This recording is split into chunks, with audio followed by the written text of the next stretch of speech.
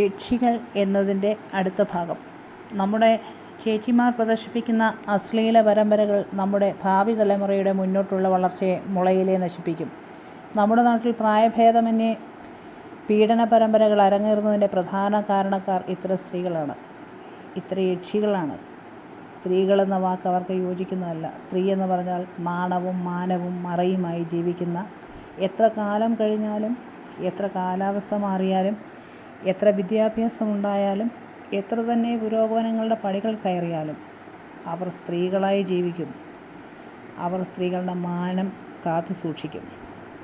ഇവരെ സ്ത്രീകളുടെ പട്ടികയിൽ പെടുത്താൻ പറ്റില്ല. സ്ത്രീ എന്ന വാക്കിന് ഒരുപാട് അർത്ഥമുണ്ട്. ഇവർ യക്ഷികളാണ്. അവർ കാട്ടിക്കൂട്ടുന്ന വൃത്തികേടുകൾ കുട്ടികൾ കാണുവാനിടയായാൽ അതവരെ കൂടുതൽ ആകർഷിക്കും. ഏതു കാര്യവും വളരെ വേഗം പഠിക്കുന്ന കുട്ടികൾ ഈ യക്ഷികളുടെ ആരാധകരായി മാറും. പ്രകാശത്തിനേക്കാൾ വേഗത്തിൽ സഞ്ചരിക്കുന്ന ഇന്നത്തെ നമ്മുടെ ലോകത്ത് നമ്മുടെ കുഞ്ഞുങ്ങൾ എന്താണ് ചെയ്യുന്നത് എന്ന് നോക്കാൻ പോലും നേരം കാണില്ല. ഈ അവസരം മുതലെടുത്ത് ഇത്തരം വ്യഭിചാരിണികളുടെ വലയിൽ നമ്മുടെ കുഞ്ഞുങ്ങളുടെ ജീവിതം കുരുങ്ങും. അവസാനം ഒരുപാട് പ്രതീക്ഷയോടെ വളർത്തി വലുതായി കാണാൻ ആഗ്രഹിക്കുന്ന കുഞ്ഞുങ്ങൾ തിരുത്താനാകാത്ത തെറ്റുകളിലേക്ക് ചെറിയ പ്രായത്തിൽ എടുത്തു ചാടുന്നു. വിവേകത്തിനേക്കാൾ കൂടുതൽ വികാരങ്ങൾ അടിമപ്പെടുന്നവരാണ് കുട്ടികൾ. അത് നാം മനസ്സിലാക്കണം. സ്ത്രീ പീഡനത്തിനെക്കുറിച്ച്, കുഞ്ഞുങ്ങൾ പീഡിപ്പിക്കുന്നതിനെക്കുറിച്ചും ഘോരഘോരം പ്രസംഗിച്ചിട്ട് കാര്യമില്ല. ഇതിൻ്റെ പിന്നിൽ പ്രവർത്തിക്കുന്ന ഒരു കൂട്ടം സ്ത്രീകളാണ്. സ്ത്രീകളുടെ ശത്രുക്കൾ സ്ത്രീകൾ തന്നെയാണ്. ഈ സമൂഹത്തിന് തന്നെ ശത്രുക്കൾ ഈ യക്ഷികളാണ്.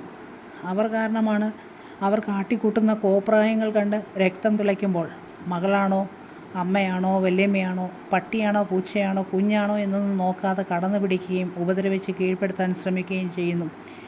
അതിന് അവരെ ഒരു പരിധിവരെ കുറ്റം പറയാൻ സാധിക്കുന്നില്ല. കാരണം അവരുടെ ഞരമ്പ് തിളപ്പിക്കുന്ന കാര്യങ്ങളാണ് ഇവർ കാട്ടിക്കൂട്ടുന്നത്, പകലെന്നും രാവെന്നുമില്ലാതെ. പൊതുനിരത്തുകളിൽ നമ്മൾ കണ്ണു തുറന്ന് നോക്കിയാൽ കാണാം, തൊട്ടുമുന്നിൽ ആകാശം ഇടിഞ്ഞു വീണാലും അറിയാതെ മതിമറന്ന് ഫോണിലും മറ്റും നോക്കി നിൽക്കുന്ന ചെറുപ്പക്കാരെ കാണാം. പണ്ട് കാലം തൊട്ടേ കേൾക്കാം ഇത്തരം പ്രവൃത്തികൾ ചെയ്ത് ജീവിക്കുന്ന സ്ത്രീകളെക്കുറിച്ച്. പക്ഷേ അവർ ഈ യക്ഷികളേക്കാൾ 100 ഇരട്ടി നല്ലവരായിരുന്നു. അവർ ഇരുട്ടിൻ്റെ മറവിൽ ചെയ്തു കൂട്ടുന്ന കാര്യങ്ങൾ, അല്ലെങ്കിൽ യാദൃശ്ചികമായി ചെന്നുപെട്ട വഴികൾ അവരുടെ അറിവില്ലായ്മ കൊണ്ട് ചെന്നുപെട്ടതാകാം, അല്ലെങ്കിൽ ആരെങ്കിലും ചെന്ന് പെടുത്തിയതാവാം. എന്തായാലും അവർ രാവിൻ്റെ മറവിൽ ചെയ്തിരുന്ന കാര്യങ്ങൾ പകൽ വെട്ടത്തിൽ അവർ സമ്മതിച്ചിരുന്നില്ല.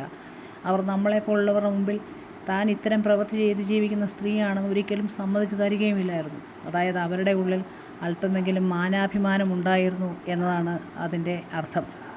ഈ യക്ഷികൾ 24 മണിക്കൂറും ചെയ്തു കൂട്ടുന്ന കാര്യങ്ങൾ എന്നിട്ട് ഞെളിഞ്ഞിരുന്ന് പ്രസംഗിക്കുന്നു.